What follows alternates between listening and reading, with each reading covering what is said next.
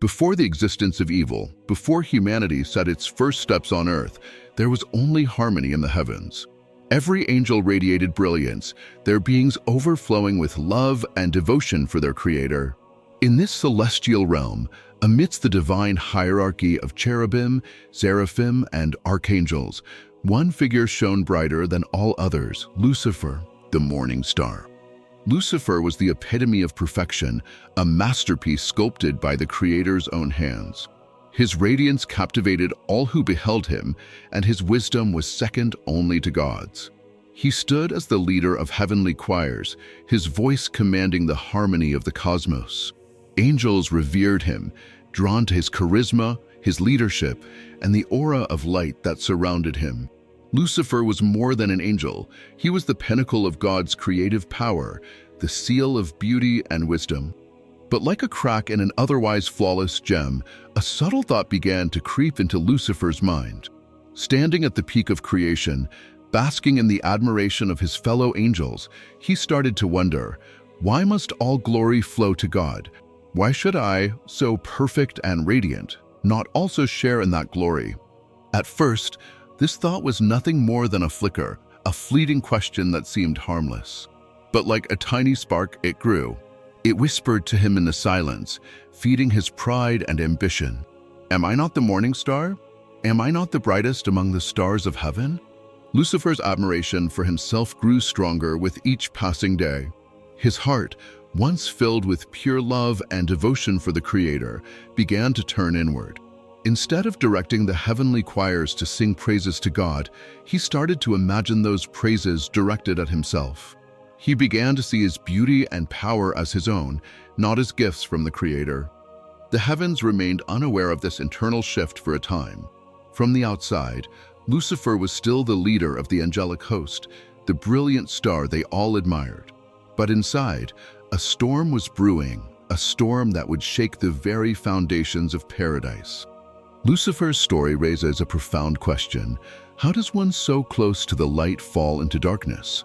It is a story of pride, of ambition unchecked, and of the eternal consequences of a single choice.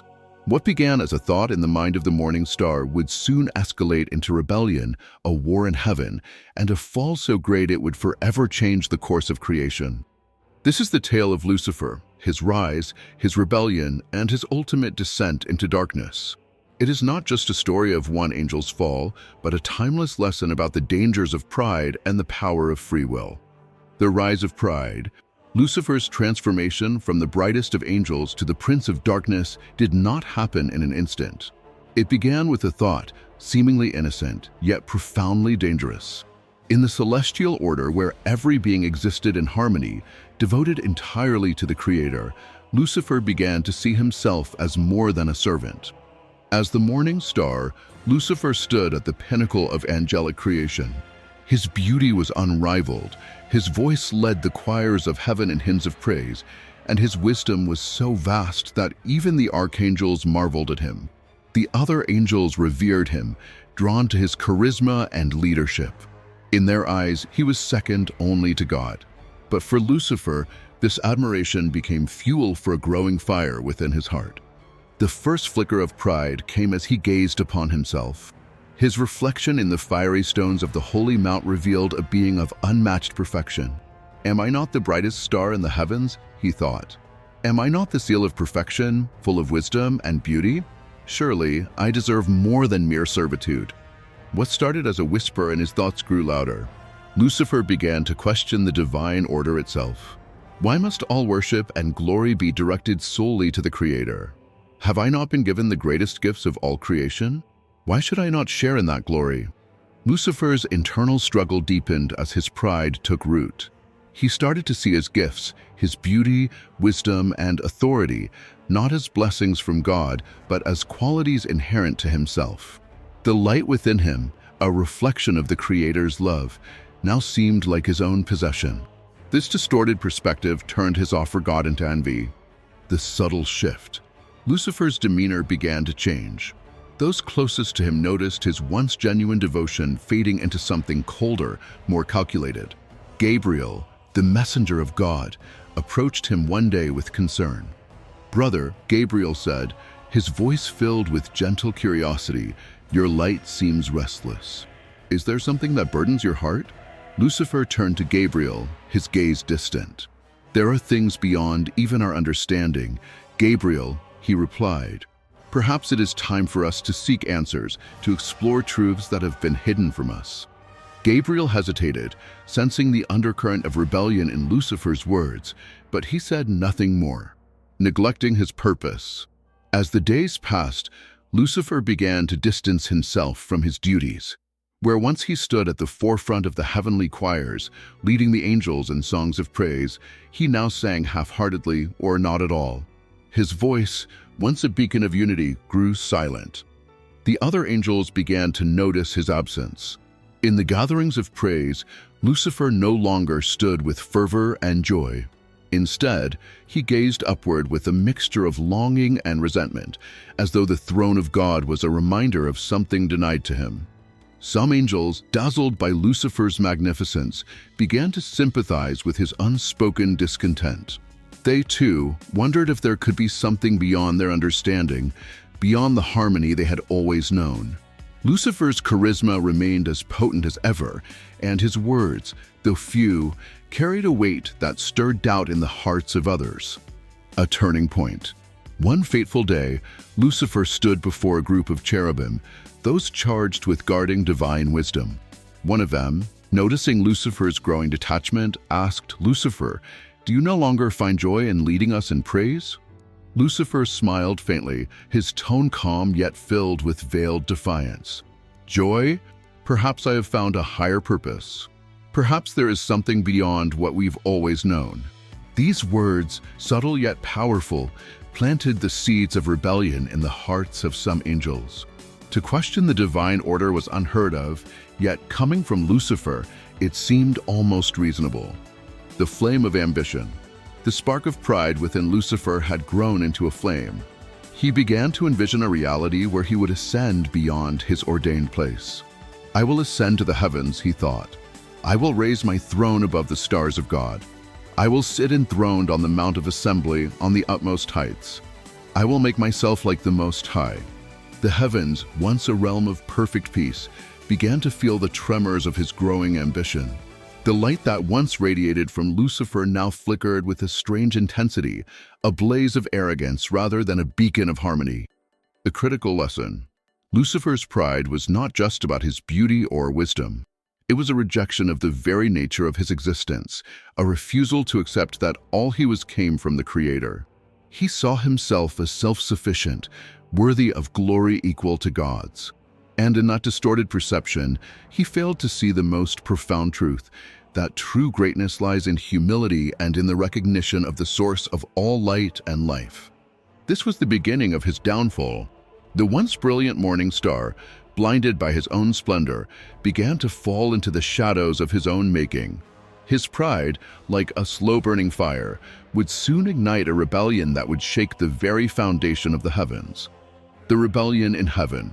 The peace of heaven, once as unshakable as the stars, began to fracture under the weight of Lucifer's growing pride.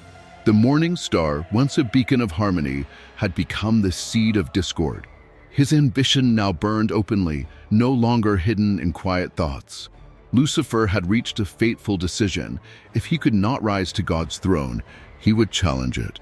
The gathering of the discontented. Lucifer moved among the angels, his voice filled with both charisma and defiance. To those who admired him, he spoke of freedom from what he described as limitations imposed by the Creator. "We are beings of light," he proclaimed. "Why should we not have the power to shine as brightly as we desire? Why must we bow to a power that keeps us in chains of obedience?" His words were like a flame igniting dry leaves. Many angels, particularly those dazzled by his wisdom and beauty, began to question their place in the divine order. They whispered among themselves, swayed by Lucifer's arguments. One day, Lucifer addressed a group of seraphim and cherubim. "Brothers and sisters," he began, his voice calm yet carrying an undertone of rebellion. "Have you never wondered why we, the greatest of all creation, must bow before a throne not our own? Have you not felt that the power within us calls for something more? I say it is time we claim our rightful place in this cosmos." Some angels hesitated, their loyalty to the Creator firm.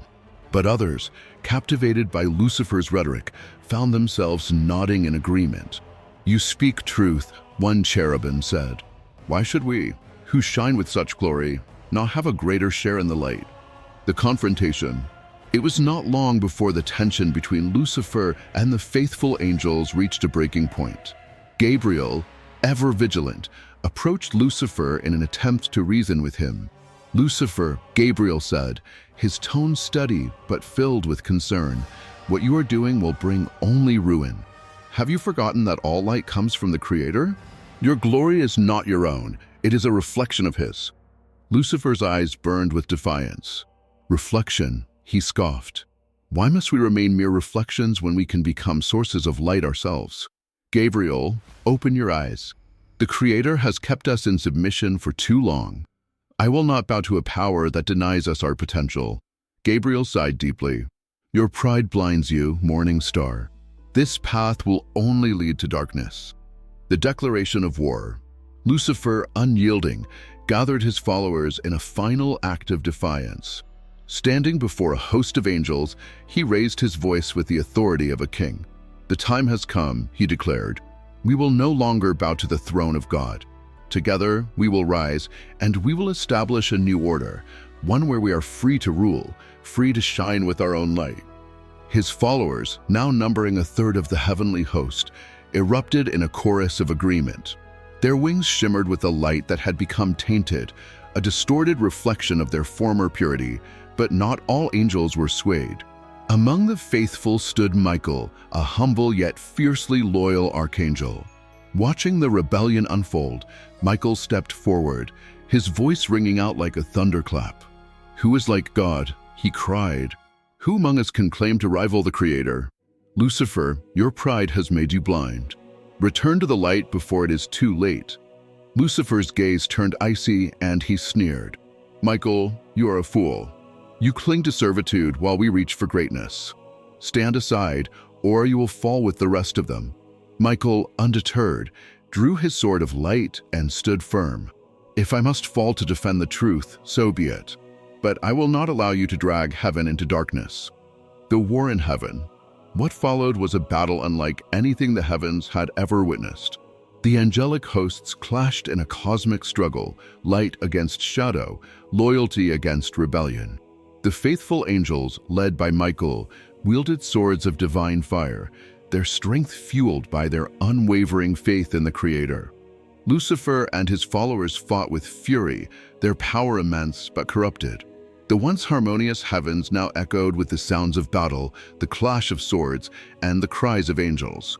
Stars flickered and trembled as the conflict raged on. Lucifer, consumed by his ambition, confronted Michael directly.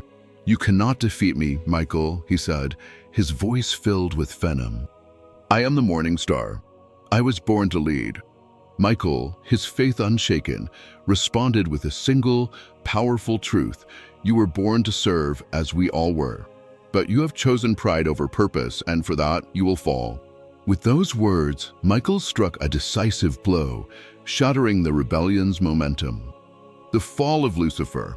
The heavens themselves seemed to mourn as Lucifer and his followers were cast out. Like stars falling from the sky, they plummeted into the abyss, their light extinguished. Lucifer's once radiant form was now cloaked in darkness, his name no longer morning star, but Satan, the adversary. Heaven, though victorious, was forever scarred by the rebellion. The angels who remained faithful stood in solemn silence, their hearts heavy but resolute. The harmony of the celestial realm had been restored, but the cost was great. The lesson of rebellion. The rebellion in heaven is a timeless reminder of the dangers of pride and the consequences of defying divine order. It shows us that true greatness lies not in power or ambition, but in humility and service. Even the brightest star, when consumed by self-glory, can fall into darkness. And yet, through faith and loyalty, light always triumphs over shadow. The expulsion of Lucifer. The moment of Lucifer's defeat was as dramatic as it was final. The heavens, once a realm of unbroken harmony, now bore the scars of the rebellion. The clash between loyalty and pride had reached its crescendo, and the morning star, once the most radiant of angels, stood defeated. As Lucifer and his followers fell silent in their rebellion, the Creator's voice, filled with both sorrow and justice, echoed across the celestial realm. "Lucifer," God said, his tone a blend of love and disappointment, "you were the seal of perfection, the morning star.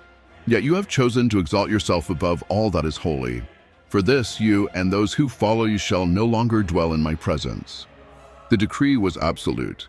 In an instant, the rebellious angels were stripped of their heavenly radiance. Their once brilliant light, a reflection of God's glory, was extinguished, replaced by a shadowy and distorted aura. Lucifer, the leader of the rebellion, was now transformed in both name and nature. He would no longer be called the morning star, but Satan, the adversary, the embodiment of opposition to God. The fall from heaven. As the faithful angels watched in solemn silence, the heavens seemed to tremble. A brilliant light, now darkened and corrupted, descended from the holy mount like a falling star. Lucifer and his legion of followers plummeted through the celestial realms, their cries of defiance fading into the abyss below. The fall was not merely a descent in space, but also a severing of connection, a spiritual exile from the presence of God. For Lucifer, the pain of this separation was immeasurable. It was not a punishment of physical torment, but the agony of being completely cut off from the light and love he had once been so close to. The once beautiful realm of heaven mourned the loss. The faithful angels, though victorious, felt a deep sorrow. They knew that Lucifer's expulsion was not a triumph to celebrate, but a necessary act of justice. The abyss of darkness. Lucifer and his followers landed in a realm far removed from the glory of heaven, a place of chaos, desolation, and shadow.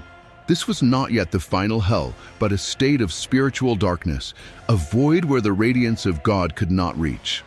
In this abyss, Lucifer's pride, instead of diminishing, transformed into hatred. He looked around at the fallen angels who had followed him, their forms now twisted by the rebellion. "This is not the end," he declared, his voice seething with bitterness. "If we cannot rule in heaven, we will rule here in the shadows. If we cannot destroy God, we will corrupt his creation." This was the moment when Satan's mission was born. He turned his gaze toward the material world, which God had promised to create, and humanity, whom God would make in his image. The thought of defiling what God loved most became Lucifer's new purpose. If he could not ascend to God's throne, he would ensure that God's creation would suffer and fall just as he had. The finality of justice. The faithful angels watched as the rebellious ones disappeared into the abyss. Michael, still holding his sword of light, stood silently, his heart heavy with the weight of what had occurred. "Who is like God?" he murmured once more, the question that had defined the battle and restored peace to heaven. Though the rebellion had been quelled, the scars remained. Heaven was forever changed, not in its structure, but in its memory. The beauty of creation had been marred by pride, and the light of one of God's most glorious creations had been dimmed forever. Yet, amid the darkness of his rebellion, the story also highlights the unwavering light of God's justice and love. The morning star's fall marks the beginning of a cosmic struggle between good and evil, but it also assures us that in the end, light and truth will always prevail. Lucifer's story is a warning, a lesson, and a testament to the eternal power of humility and faith. The story of Lucifer, the morning star, is a cautionary tale of pride, ambition, and the consequences of defying divine order. It reminds us that even the most perfect of creations can fall when they forget the source of their light. Lucifer's descent from glory to darkness is not just a historical account of rebellion, it is a timeless lesson for humanity. At the heart of Lucifer's fall lies a profound truth. Greatness does not come from exalting oneself, but from recognizing and serving the source of all goodness. Lucifer's pride blinded him to this truth, leading him to forsake his purpose as a reflection of God's glory. His rebellion teaches us that when we let pride and selfish ambition take root, we risk losing the very blessings that make us who we are. Yet, even in the darkness of Lucifer's story, there is hope. The triumph of Michael and the faithful angels demonstrates that light always prevails over shadow and truth is mightier than deception. This victory is a reminder that humility, loyalty, and love for God are the ultimate shields against the temptations of pride and doubt. In our own lives, the struggle between good and evil continues. Each choice we make echoes the cosmic battle in heaven. Will we, like Michael, humbly acknowledge the greatness of God and stand firm in our faith? Or will we, like Lucifer, let pride and ambition lead us astray? Lucifer's story is a warning, but also an invitation to reflect, to choose humility, and to trust in the Creator's plan. No matter how strong the pull of temptation or how dark the shadow may seem, God's light is always there to guide us back. Who is like God? Let this question echo in your heart as a reminder that no ambition, no pride, and no darkness can ever surpass the love and power of the Creator. Thank you for watching, and may you always walk in the light. If you found this story compelling, consider subscribing to our channel for more thought-provoking content about the spiritual lessons that shape our lives. Don't forget to like, share, and hit the notification bell so you never miss an episode. Together, let us explore the mysteries of faith and uncover the eternal truths that guide us toward the light.